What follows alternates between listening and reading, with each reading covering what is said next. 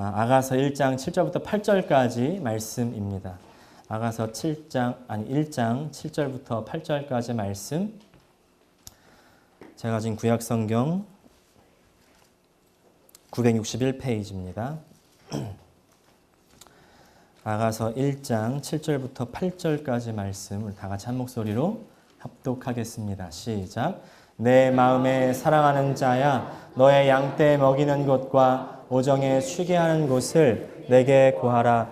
내가 내 동무 양떼 곁에서 어찌 얼굴을 가리운 자 같이 되랴. 여인 중에 어여쁜 자야, 내가 알지 못하겠거든.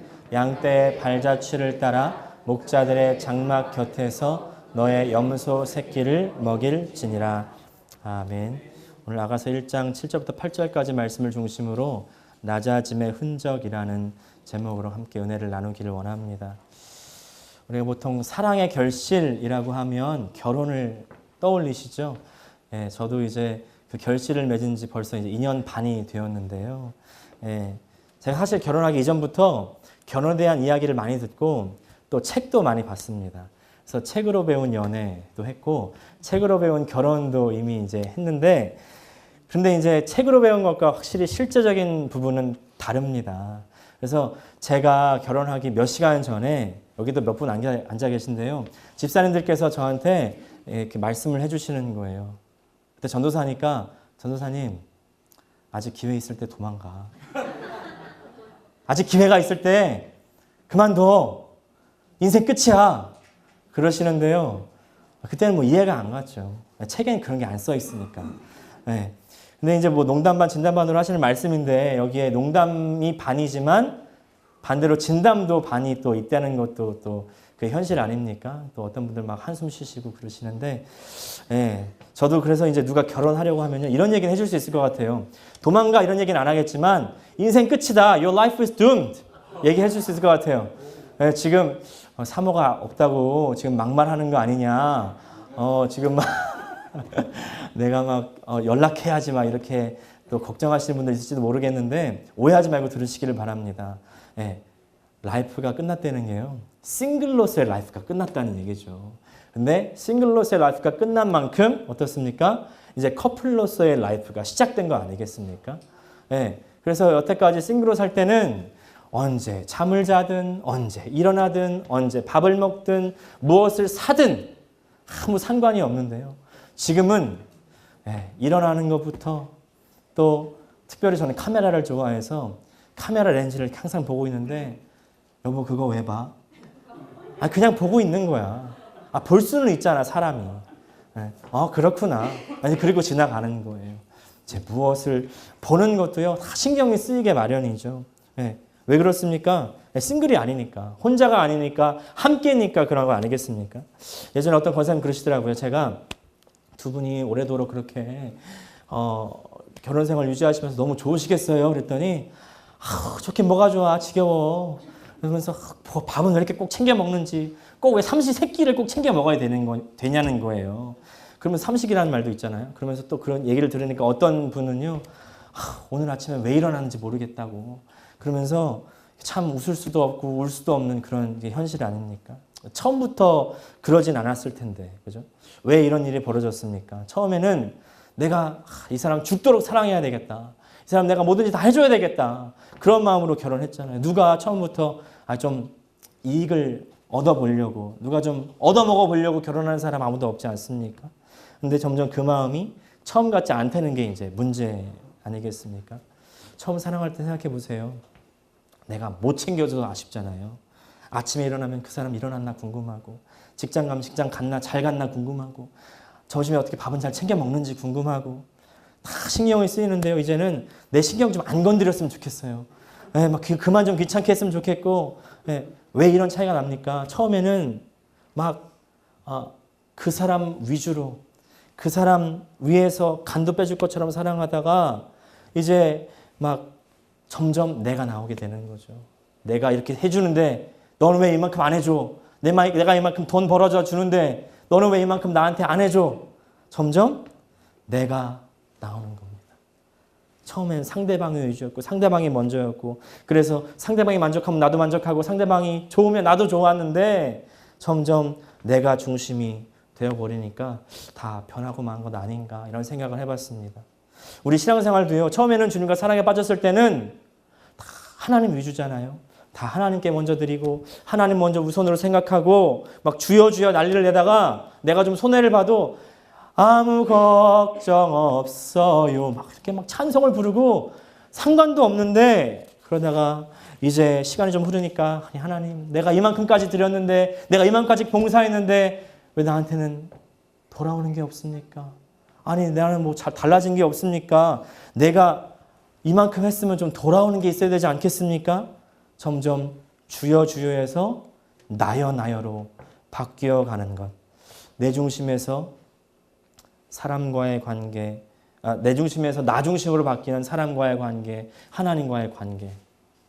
근데 사실 사랑은요, 내 중심 아니잖아요. 상대방 중심이잖아요. 그죠? 상대방이 우선이고요. 상대방의 모든 것을 맞추는 것이 바로 사랑입니다. 오늘 본문에 나오는 솔로몬의 사랑이 그렇습니다. 아가서는요, 솔로몬이 쓴 책이잖아요. 근데 아가서의 솔로몬이 어떤 사람인지에 대한 설명은 잘 나오지 않습니다. 우리가 여러 가지를 이 말씀을 통해서 추론해낼 수가 있는데요. 오늘 우리가 읽은 말씀 1장 7절 말씀을 다시 한번 읽을 때 세 번역으로 한번 읽어보겠습니다. 시작. 사랑하는 그대여 나에게 말하여 주세요. 임은 어디에서 양떼를 치고 있습니까? 대낮에는 어디에서 양떼를 쉬게 합니까? 양떼를 치는 임의 동무들을 따라다니며 임이 있는 곳을 물으며 헤매란 말입니까? 지금 이 솔로몬의 사랑을 받는 술람미 여인이 하는 질문입니다. 이 여인이 지금 이 솔로몬을 만나기 위해서 어디로 가야 되는지를 물어보고 있는 겁니다. 내가 사랑하는 그 양치기가 어디 있냐는 거예요. 어디에서 찾을 수 있냐고 이 옆에 친구들에게 물어보고 지금 이 친구들이 8절에 대답을 합니다. 8절도 또 읽어보겠습니다. 세 번역입니다. 시작. 여인들 가운데서도 빼어나게 아리따운 여인아 네가 정말 모르겠거든 양떼의 발자취를 따라가거라. 양치기들이 장막을 친 곳이 나오거든 그 곁에서 너의 어린 염소떼를 치며 기다려 보아라. 양떼를 따라가 봐라. 양치기들이 장막을 친 곳에서 기다려봐라. 지금 무슨 말입니까? 이 여인이 기다리고 있는 사람이 누구라고요? 양치기라고요. 양치기. 지금 솔로몬이 양치기가 되었다는 것 아니겠습니까? 근데 사실 솔로몬은 누굽니까? 그 지위가 왕의 아들이잖아요. 왕자잖아요. 그 아버지 다윗이야 어릴 때 목동이었던 시절이 있습니다. 근데 다윗이 왕이 되고 나서 아들을 낳았을 때 그 솔로몬은 자동적으로 왕자죠. 전혀 뭐 들에 나가서 양을 치거나 다른 일을 할 필요가 전혀 없는 사람입니다. 그런데 이 사람이 지금 양치기가 되었다는 겁니다. 왜? 도대체 모든 것을 다 가질 수 있는 사람은 왜 양치기가 되었을까요? 이미 우리가 알고 계신 것처럼 솔로몬과 술람미 여인의 이 사랑 이야기를 쓴 아가서는요. 그냥 이 솔로몬과 술람미 여인의 사랑만을 이야기하는 것이 아니라 그 사랑을 통해서 하나님과 우리와의 사랑을 나타내고 있습니다. 그렇다고 한다면 솔로몬의 사랑은 하나님의 사랑이라고 이야기할 수가 있습니다. 오늘 이 양치기의 모습이 된 솔로몬의 술람미 여인을 향한 사랑을 보면서 우리를 향한 하나님의 사랑이 어떤지 오늘 그것을 함께 나눠보는 시간을 갖기를 원합니다. 우리가 솔로몬의 사랑을 통해서 알아야 하는 하나님의 사랑의 특징은요. 바로 하나님의 사랑은 낮아지는 사랑이라는 겁니다. 하나님의 특징은 뭐라고요? 낮아지는 사랑. 다시 한번. 낮아지는 사랑. 낮아지는 사랑. 여기 모인 분들 중에 다 물론 그 부모님 사랑 가운데 다 왕자처럼 공주처럼 잘하셨죠. 네. 그리고 또 자신의 자녀를 그렇게 키우고 싶으시잖아요.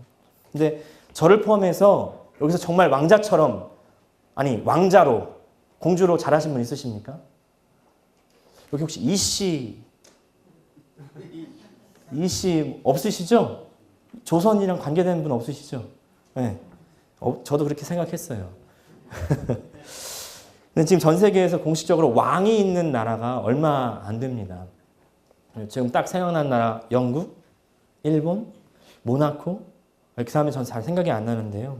지난 15일입니다. 영국 왕위 서열 6위가 바로 해리 왕자랍니다. 해리 왕자랑 얼마 전에 미국 여배우 메건 마클이랑 결혼을 했죠. 바로 이분인데요. 이 15일 날 이분이 첫 아이 임신 소식이 들려왔습니다. 내년 봄에 출산할 예정이라고 하는데 이제 내년 봄에 딱 애가 태어나면요. 그 왕실의 전담 부모팀이 투입이 된답니다. 그래서 이제 이 아이를 성인이 될 때까지 교육시키고 양육하고 또 먹이고 입히고 하는 모든 비용을 다 토탈 계산해 보니까 미디어에서 계산해 보니까 총 100만 불 정도 미화 100만 불 정도 든다고 간다는 거예요. 네. 사실 정말 아무것도 안 해도 되는 아이, 네. 물려받을 것만 해도 엄청날 만한 아이일 텐데 저 사실은 명예만 있는 영국 왕실 아닙니까? 실권이 없는 그런 왕이잖아요. 그런데 지금 사실 저 왕세손이 태어나면 해리 왕자가 6이기 때문에 왕세손은 서열 7위예요. 서열 7위면 왕위를 물려받을 가능성이 있을까요? 없을까요? 거의 없다고 봐야죠. 네. 그런데도 저만한 대접을 받습니다. 근데 예전 그야말로 모든 권력을 다 한 손에 쥐고 있었던 그 실제적인 왕, 다윗 왕의 왕자였고 이제 솔로몬은 왕으로서 그 부와 권세가 어떻겠습니까? 네. 근데 그 왕이 또 왕자가 양치기가 되었다? 이상한 일이죠. 지금으로 따지면요. 재벌 2세가 맥도날드에서 팔타임으로 지금 일하고 있는 거랑 비교할 수 있을까요? 그것도 안 될 것 같아요. 전 사실 뭐 맥도날드에서 일해본 적은 없지만 우리 교회에서 많이 여기 계셨던 분들 김재희 목사님 레퍼토리 아시죠? 네. 맥도날드에서 자기 유학할 시절에 파타임에서 일하면서 그 눈물 젖은 햄버거를 먹어봤냐는 거예요. 저한테 맨날 그러세요. 툭 하면은 야 김 목사야 너 눈물 젖은 햄버거 먹어봤니? 안 먹어봤으면 말을 하지 마. 저는 한마디도 못합니다. 거기서 그 숱한 모욕을 당하고 뭐 진짜 당했는지 안 당했는지 모르겠지만은 그러면서 또 그건 사실인 것 같아요. 그 손님들이 남겨놓고 간 그 손때 묻지 않은 그런 음식들 자기가 이렇게 눈물 지으면서 먹었다는 겁니다. 네, 물론 뭐 직업에는 귀천이 없다지만 그만큼 힘든 일자리에 힘든 일들이 많겠죠. 네.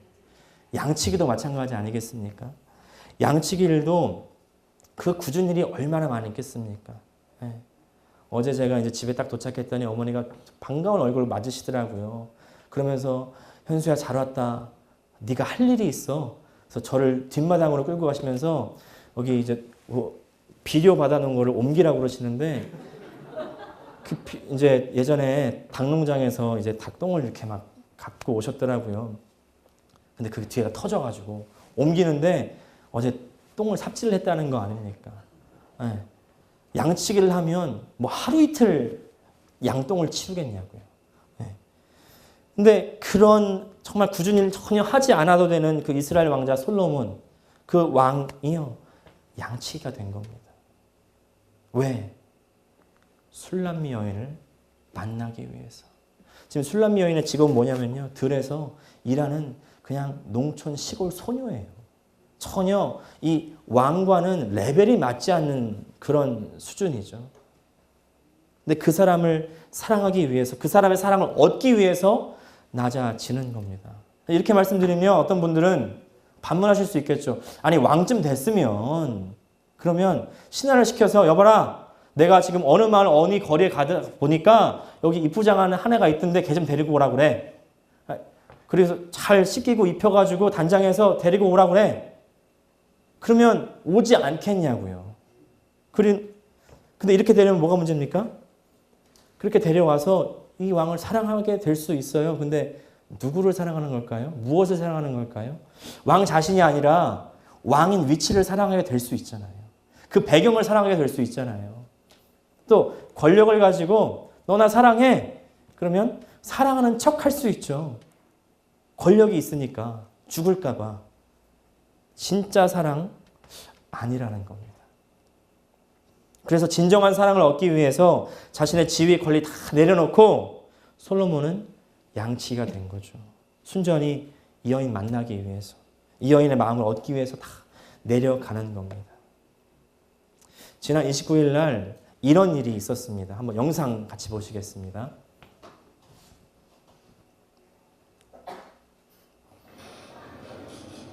일본입니다. 일본 텐노의 딸 아야코가요 결혼을 했는데요. 결혼한 그 사람이 왕실의 사람이 아니었습니다. 근데 일본 황실의 여자가 평민이랑 결혼을 하면은 그 공주의 타이틀을 내려 놓아야 된다는 거예요.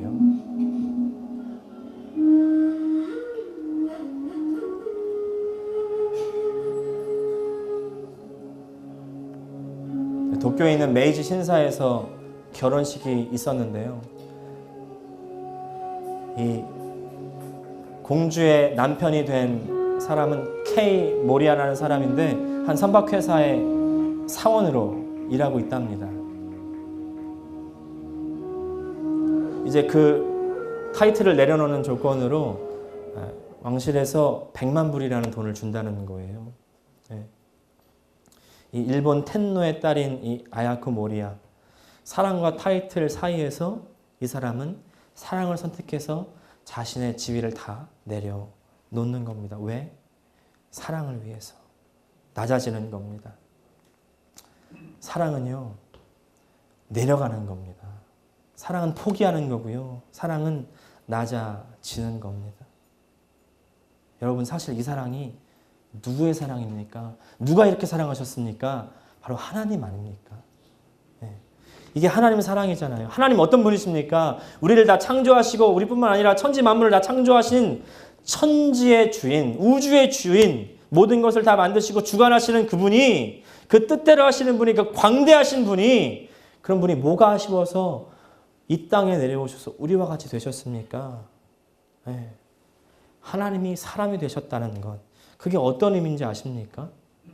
이건요, 그냥 좀 불편하겠구나, 그게 아닙니다. 하나님으로서요, 자유롭게 쓸 수 있는 그 능력이 제한이 되는 거죠. 능력이 제한될 뿐만 아니라 죽을 수 없는 그분이, 죽을 수 없는 그 존재가 죽을 수 있는 유한한 존재로 바뀐 겁니다. 아까 재벌 얘기 들었지만 재벌로 따지면 어떻게 할까요? 엄청난 우리 지구상에서 제일 돈 많은 재벌이 한 푼 없는 노숙자가 된다고 한번 생각을 해보십시오. 그런데 하나님이 사람이 된다는 것은 그런 차원의 문제가 아닙니다. 정말 최고의 재벌이 벼룩이 되었다고 한번 생각을 해보십시오.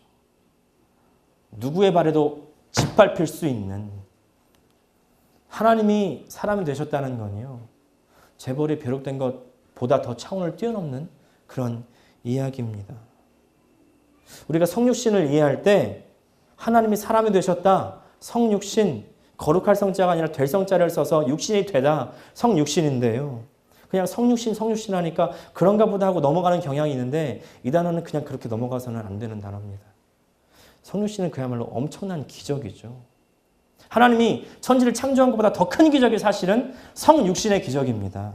왜 그런 차원을 뛰어넘는 불편을 감수하셨느냐는 거예요. 왜냐하면 우리를 사랑하시기 위해서, 우리와 동등한 존재가 되어서 우리와 함께 우리의 마음을 얻기 위해서 내려오셨다는 거예요.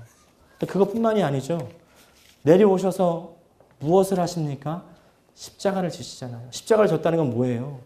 죽기까지 우리를 사랑한다는 겁니다. 온갖 모욕을 당하고 죽기에 이르는 그 하나님의 사랑, 죽을 수 없는 분, 죽음이 없는 분이 죽는 겁니다. 말이 안 되는 것이죠. 우리가 그런 사랑을 받았다는 겁니다. 로마서 5장 8절 같이 읽겠습니다. 시작. 우리가 아직 죄인 되었을 때에 그리스도께서 우리를 위하여 죽으심으로 하나님께서 우리에 대한 자기의 사랑을 확증하셨느니라. 이제 그런 사랑 받은 사람은요, 똑같이 그런 사랑으로 베풀어야 된다는 겁니다. 예수님께서 말씀하시죠. 마태복음 20장 37절에 예수께서 이르시되 네 마음을 다하고 목숨을 다하고 뜻을 다하여 주 너의 하나님을 사랑하라 하셨으니, 이것이 율법의 첫째 되는 계명이라는 겁니다. 그러고 나서 이제 말씀하시는 것이, 이제 하나님이 자신을 모든 것을 다 바쳐서 우리를 사랑했으니까 너희도 그렇게 하나님을 사랑하고, 그 다음에 하나님을 사랑받은 너희들은 마땅히 형제를 사랑해야 된다는 겁니다. 39절 말씀 같이 읽겠습니다. 둘째도 그와 같으니 내 이웃을 내 자신같이 사랑하라 하셨으니, 내 이웃을 내 자신같이 사랑하라. 이 말씀 너무 많이 들어가지고 우리가 감흥이 없을 수가 있습니다. 그런데 바울이요, 이 말씀을 로마서에서 자세히 풀어서 씁니다. 바울이 로마서 13장 10절에서 사랑이 율법의 완성이다 이렇게 말씀합니다. 그리고 나서 14장부터 설명을 하기 시작하는데요. 14장에서는 형제를 비판하는 문제에 대해서 말하기 시작합니다. 첫 번째 보니까 그 당시에 교회들 가운데 음식을 먹는 문제 때문에 형제를 비판하는 일이 생겼다는 겁니다. 레위기에 보면 먹을 수 있는 음식과 먹을 수 없는 음식이 나뉘는 것을 볼 수가 있어요. 그런데 이 당시에 이방인들은 그 율법을 잘 모르니까 예수님을 믿고 나서도 자꾸 율법에서 금지했던 그런 음식들을 먹는 사람들이 있었다는 겁니다. 근데 사실 사도들이 율법에서 이제 음식 먹는 문제에 대해서는 다 폐하자고 결정을 냈음에도 불구하고 믿음이 있다는 사람들은 하나님의 율법이 다 소중하니까 이것을 다 지켜야 된다는 거예요. 그래서 그 음식 먹는 것도 다 정죄를 하는 겁니다. 그뿐만 아닙니다. 또 절기를 귀하게 여겨서 잘 지키는 사람도 있었습니다. 절기 귀하게 여겨서 잘 지키는 것 좋죠. 근데 문제는 절기를 잘 지키지 못하는 사람들을 비판하고 정죄하는 사람들이 또 있었다는 거예요. 거기서 대해서 바울은 네가 뭔데 형제를 비판하고 정죄할 수 있느냐는 겁니다. 오직 심판을 내리는 분은 한 분 하나님이라는 거예요. 우리 그러고 나서 또 계속해서 말씀합니다. 로마서 14장 13절과 15절을 한번 읽어보겠습니다. 시작. 그런즉 우리가 다시는 서로 비판하지 말고 도리어 부딪힐 것이나 거칠 것을 형제 앞에 두지 아니하도록 주의하라. 15절. 만일 음식으로 말미암아 네 형제가 근심하게 되면 이는 네가 사랑으로 행하지 아니함이라. 그리스도께서 대신하여 죽으신 형제를 내 음식으로 망하게 하지 말라. 정죄하고 비판함으로 인해서 상대방 형제나 자매의 마음을 근심하게 만드는 사람은 사랑이 없다는 겁니다. 사랑이 없다. 네가 근심하게 만든 그 형제, 그 자매는 네가 함부로 행동해도 될 만한 그런 사람이 아니라 그 사람은 하나님의 아들 독생자 예수 그리스도가 죽기까지 사랑한 하나님의 사람, 하나님의 자녀라는 거예요. 아주 귀한 사람이라는 겁니다. 15절은요. 음식 때문에 그 형제를 망하게 하지 말라고 했지만 여기 음식 대신에 다른 것을 다 집어넣을 수가 있습니다. 절기, 헌금, 예배, 기도, 찬양, 봉사, 내가 옳다고 생각하는 것, 내가 기준이라고 생각하는 것, 그것 때문에 그 형제를 시험 들게 하지 말라는 겁니다. 넘어지게 하지 말라는 거예요. 근심하게 하지 말라는 겁니다. 예수님께서 말씀하십니다. 마태복음 18장 6절과 7절 말씀 또 읽어보겠습니다. 누구든지 나를 믿는 이 작은 자 중 하나를 시족하게 하면 차라리 연자 맷돌이 금옥에 달려서 깊은 바다에 빠뜨려지는 것이 나으니라. 실족하게 하는 일들이 있음으로 말미암아 세상에 화가 있도다. 시족하게 하는 일이 없을 수는 없으나 시족하게 하는 그 사람에게는 화가 있도다. 실족하게 하는 그 사람에게는 화가 있도다. 아니 난 성경대로 했는데요. 성경에 그렇게 하지 말라고 했는데요. 성경에 그렇게 하라고 했는데요. 성경이 기준인데요. 내가 기준이 아닌데요. 근데 성경은요. 다른 형제를 근심하게 하지 말라는 거예요. 근심하게 하지 말라. 실족하게 하지 말라는 겁니다. 아니 그럼 잘못을 그냥 넘어가라는 말씀이십니까? 잘못을 그냥 넘어가고 눈 감아주라는 것이 아니라 사랑으로 접근해야 된다는 것이죠. 왜 교회 안에, 가정 안에, 부부 간에, 부모 자식 간에 서로 다툼이 납니까? 서로 높아져서, 낮아지지 않아서 내가 하나님이 되어버렸고 내 중심이 되어버렸습니다. 어느샌가. 그전에는 어떻습니까? 하나님과 사랑을 나눌 때는 하나님 중심이었잖아요. 그동안 받았던 사랑, 그동안 받은 사랑 다 까먹었습니다. 낮아지지 않았습니다. 자녀들이 부모에게 대들 때 미르가 김순신 선생님 대들잖아요. 왜 대들어요? 이제는 내가 컸다는 거 아니겠습니까? 이제는 내가 자급자족한다는 거 아니겠습니까? 아니 다든다는 게 아니라 예를 들어서 얼굴 표정을 피시길 바랍니다.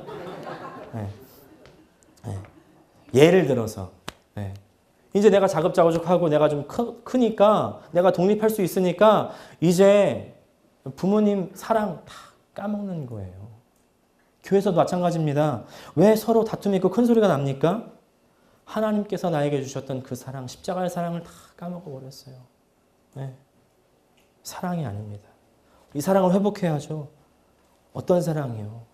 낮아지는 사랑. 어디까지? 죽기까지. 죽기까지. 근데 이 죽기까지의 사랑이 우리 가운데 없잖아요. 우리 가운데 없습니다. 어떻게 됩니까? 계속해서 우리가 그 사랑을요, 만나야 됩니다. 그 사랑 계속 공급받아야 됩니다. 계속 하나님과 연결되어 있어야 돼요. 오늘 그 하나님의 사랑이 우리 안에 공급되시는 이 아침이 되시기를 주님의 이름으로 축원합니다. 그렇게 하나님의 사랑으로 가득 차서 어디 가면 낮아지고 누가 뭐래도 그냥 숙이고 굽신거리고 누가 뭐래도 나는 죽었습니다. 나는 죽습니다. 그 사람 세상에서 뭐라고 하는지 아십니까? 바보라고 합니다. 바보. 아마 8월 달이라고 제가 기억을 하는데요. 몇 개월 전에 김재희 목사님께서 아마 이 사람에 대한 영상을 보여주셨을 겁니다. 예. 바보 의사라고 불렸던 청년 안수현, 의사 안수현에 대한 짧은 영상 아마 보셨을 텐데요. 이분이요 33년간의 짧은 인생을 살다가 간 의사입니다. 이분이 의료계의 권위자도 아니었고요. 명망 높은 학자도 아니었습니다. 근데 많은 사람들이 이 사람을 그리워하고 이 사람의 인생을 되새겨봅니다. 왜냐하면 이분이 짧은 생을 살았지만 이 짧은 생을 살면서 자기의 것을 전혀 챙기지 않고요. 오직 주변을 위해서 살았다는 겁니다. 두 손에 책과 찬양 테이프를 들고 다니면서요. 교회 후배, 병원 동료, 환자들 그리고 환자들의 가족들까지 자기가 봤을 때 필요한 그 책들을 찬양 테이프들을 선물해 주고요. 또 밤이면 병원 돌아다니면서 자기 환자들 기도해 주고 또 안병동 다니면서 말동무가 되어주고 전혀 그렇게 하지 않아도 되는데 의사면 의사로서 자기가 누릴 수 있는 것, 가질 수 있는 것 하면서 즐기면서 살아도 되는데 그런데 그 옆에 있는 사람들, 그 약한 사람들이 그냥 눈에 밟히고 마음에 들어오는 겁니다. 이분이 그렇게 살다가 유행성 출혈에 걸려서 짧은 생을 마감했다는데요. 그의 장례식에 온 사람 몇 명인 줄 아십니까? 4,000명이라는 거예요. 네. 근데 어떤 사람들이 왔는지가 참 재밌습니다. 병원 매점 아주머니, 구두 닦는 아저씨, 방사선 기사. 어떤 사람들인지 느낌이 오시죠? 사회 가운데에서요, 병원 안에서 힘이 없는 사람들, 약한 사람들, 소외받는 계층 아닙니까? 다 막 요새 갑질이라고 하잖아요. 갑질할 수 있는 사람들. 특별히 그 가운데 구두 닦기 아저씨가 청년 안수현을 이렇게 기억했다고 합니다. 의사이면서 늘 90도로 인사하던 겸손한 사람. 왜 이렇게 하지 않아도 되는 그런 낮아짐과 겸손함이 있었을까요? 왜냐하면 그가 바로 하나님의 사랑을 체험했고 계속 만나는 사람이었기 때문이죠. 이분이 당시에 쓰던 인터넷 아이디, 그 싸이월드의 아이디가 스티그마였다고 합니다. 스티그마라는 것은 흔적이라는 뜻입니다. 어떤 흔적이냐면요. 바로 예수님께서 십자가에 달리실 때 그 양손과 양발과 옆구리에 찔렸던 그 상처 자국을 의미하는 말입니다. 예수님의 상처 자국. 갈라디아서 6장 17절 말씀 같이 한번 읽어보겠습니다. 이후로는 누구든지 나를 괴롭게 말라. 내가 내 몸에 예수의 흔적을 가졌노라. Marks of Jesus. 이것이 원어로는 스티그마입니다. 무슨 흔적입니까? 바로 이거 상처 자국이에요. 바울이 이마를 만지면서 그랬겠죠. 아, 이 흉터는 루스드라에서 전도하다가 돌에 맞은 자국인데. 또 옆구리에 손을 얹으면서 얘기했겠죠. 아, 여기는 신라와 함께 빌립보에서 전도하다가 매 맞은 자국인데. 근데 이것이 그냥 상처 자국이 아니라 이것이 바로 예수님의 흔적이라는 겁니다. 누구보다도 뛰어났던 그 바울, 그 젊은 나이에 그 지위와 그 명예가 있었고 누구보다도 탁월한 지식이 있었던 그 바울, 전혀 매맞지 않아도 되고 감옥에 갇히지 않아도 되고 파손하지 않아도 되고 그렇게 핍박받지 않아도 되는 사람이었는데 왜 그렇게까지 해야만 됐습니까?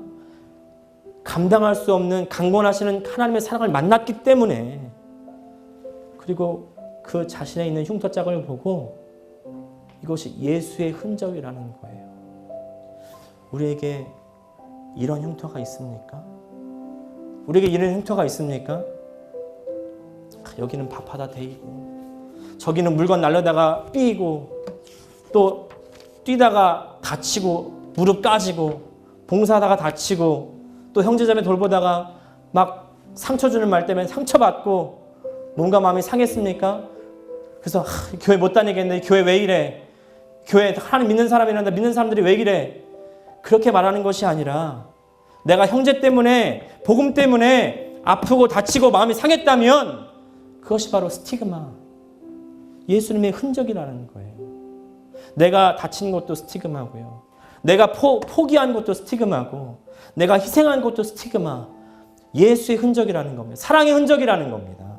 바로 낮아짐의 흔적입니다. 솔로몬이 자기 권리 다 포기하면서까지 낮아져서 술람미 여인을 사랑했던 것처럼 예수님께서 온갖 상처 다 받기까지 낮아져서 죽기까지 낮아져서 우리를 사랑하셨던 것처럼 이제 그 사랑받은 우리가 온갖 상처를 다 받으면서도 하나님을 사랑하고 내 주변의 형제들을 사랑하는 그 사랑의 흔적, 그 스티그마로 부부 가운데, 가정 가운데, 교회 가운데, 나의 삶 가운데 채우는 저 여러분 되시기를 주님의 이름으로 축원합니다. 기도하겠습니다.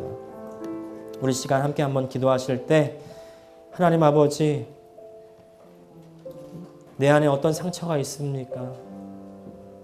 하나님, 그러나 우리가 이 상처를 바라볼 때 주님의 십자가를 바라보게 하시고 주님께서 나를 어떻게 사랑하셨는지 그 사랑을 다시 한번 받아들이고 그 사랑과 연결됨으로 말미암아 이제 내 주변에 주신 나의 형제들, 나의 이웃들을 그렇게 사랑하는 내가 되게 해달라고 이 시간 다 함께 통성으로 기도하시겠습니다. 하나님 아버지,